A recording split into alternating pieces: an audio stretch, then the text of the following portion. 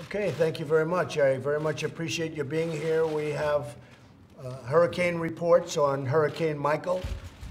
Unbelievably destructive, powerful. The one good thing we can say, we were just discussing, is that it was the fastest hurricane anybody's seen. It just was speedy. If it wasn't, there'd be absolutely nothing left. It was incredibly powerful. You've seen the destruction. It's moving through Georgia now at a much lesser pace, both in terms of speed and in terms of its power, 50, 60 mile an hour winds. But some of those winds reach almost 200 miles an hour, which is unheard of. People are saying it's the third most powerful that they've seen hit our country anywhere. We've done, I'll tell you, FEMA has gotten rave reviews. The first responders, law enforcement, everybody's gotten rave reviews. I just spoke with Governor Scott. They're very happy. Food is being now, following the hurricane, being now brought in. We have unbelievable large amounts of water and food and everything that people can want. The electric companies have been terrific. They're already working. The roads are being cleared out. Many trees are in the path of the electric companies.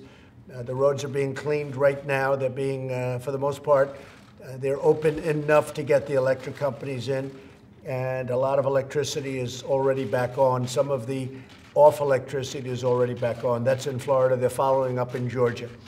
A lot of water will be in North and South Carolina, added to the horrible situation they had with Florence 2 weeks ago. But they're incredible people, and they know how to do it.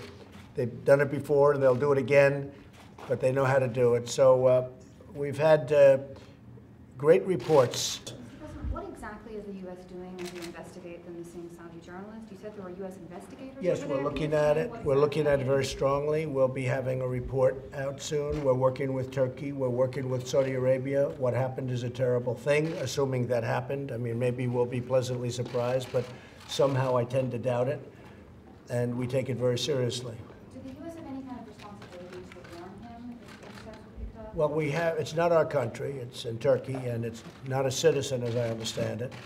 But a thing like that shouldn't happen. It is a reporter with the Washington Post, and it's something like that should not be allowed to happen. Something like that should not happen, and we intend to get to the bottom of it. Yes. Mr. President, I think there are other ways. If it turns out to be as bad as it might be, there are certainly other ways of handling the situation. But I will tell you up front right now, and I'll say it in front of senators, they're spending $110 billion purchasing military equipment and other things. If we don't sell it to them, they'll say, well, thank you very much, we'll buy it from Russia, or thank you very much, we'll buy it from China. That doesn't help us, not when it comes to jobs and not when it comes to our companies losing out on that work. But there are other things we can do. Let's find out what the problem is first, okay? In that case, you oppose sanctions against I oppose. I would not be in favor of stopping a country from spending $110 billion, which is an all-time record, and letting Russia have that money and letting China have that money, because all they're going to do is say, that's okay, we don't have to buy it from Boeing, we don't have to buy it from Lockheed, we don't have to buy it from Raytheon and all these great companies. We'll buy it from Russia, we'll buy it from China. So what good does that do us?